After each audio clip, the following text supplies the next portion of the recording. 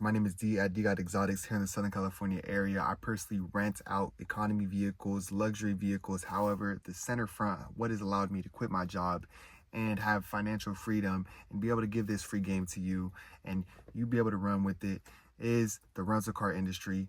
Working with these economy cars, cash cars specifically, $3,000 to $5,000. You get your return on investment anywhere from 3 to 5 months. Buying these cars from Facebook, Craigslist. Ideally, you can finance it. However, you have to really keep in the profit margins and when you're going to be able to get out of that loan. If you want to keep the car, you do have to look into long-term maintenance costs and things of that nature, how much it will cost when you get out of that vehicle. We can talk more of that down the line. Insurance, let's get straight to it. So full coverage insurance, everybody has full coverage insurance. If you have liability insurance, that means that you are only covered if you hit somebody else, meaning that your insurance is not going to cover your vehicle. So that's liability insurance. Full coverage insurance, meaning that you're covered all the way around. If you hit somebody, if somebody hits you, your insurance is taking care of it. Just document the process, get a police report, and ensure every time that you are covered. It's full coverage insurance. Now, how you last in the rental car industry, because once you get up to 5 vehicles, it begins to look, a little bit of a red flag, especially if you don't have an LLC, if you're not transferring these vehicles into your LLC. You can run into an issue where they're saying, hey, why do you have, especially when you're running the model correctly, you want to stay with similar vehicles that work for you. So over time, you'll definitely have issues with personal insurance, and we could talk commercial insurance, but this is more so personal coverage insurance. You want to ensure that you don't go over that 5 range to have an idea of what happened, what can happen. If you have an accident that goes on in that claim, say it's a higher end vehicle, and it's just, a tough payout that they don't necessarily want to go ahead and take care of, because insurances will fight the claim if they have to. They're not just going to throw money out there. They're not the lottery ticket.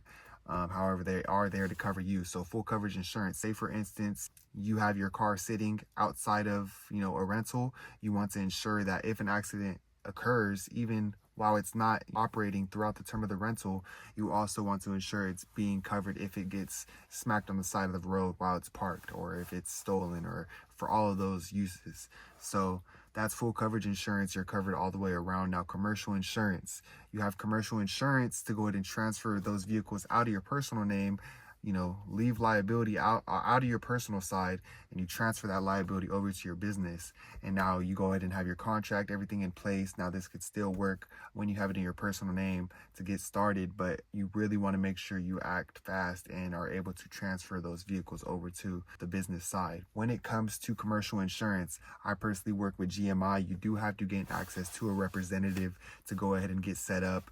There is a fee to get started. It's around $2,500, and then you have to pay the first and last month, almost like an apartment. But when you look at it, you're transferring liability out of your personal name, so it's definitely worth it. There's supplemental insurance. So supplemental insurance is the key factor on how you're going to last in the rental car industry. You're able to transfer over liability throughout the term of the rental to your renter with the supplemental insurance when you bind it correctly each and every time. Now, there is a certain process on who to use, when to use it, and how to use it, obviously. So I just want to give you an idea on what companies I personally use. It works for me, and it also works for others that I personally am in a community with. So if you want to go ahead and work with supplemental insurance, there's RentalCover, which is an easier one to go ahead and use. There's Bonza, which you can go ahead and provide if you have a long-term renter or somebody that is needing full coverage insurance. You can use Bonza. And then there's Allianz. So there's also multiple other supplemental insurances, but those are the ones that are recommended to me. So those are the ones that I'm going to recommend to you. You use these 3 insurances when it comes to supplemental. And remember, the reason you're doing this is to go ahead and transfer liability out of your behalf throughout the term of the rental. So say if you were to go ahead and give a vehicle to a renter and you have your full coverage insurance policy on that car still, when it comes to anything needing to be paid for on behalf of another party, they would need to go to your insurance. That's the main key factor on why I want to go ahead and give you this rundown. Now, this is the gem a lot of you guys may be interested in, unless the guest has full coverage insurance. But for the most part, with these Uber drivers, we're using these supplemental insurances, and this is basically giving them the leeway of having a reference number throughout the term of their rental and being able to file a claim with that supplemental insurance. So remember, you have your full coverage insurance, you have your commercial insurance, you have your supplemental insurance. Those are three different ways, and obviously some companies that you can go ahead and use when it comes to the supplemental side.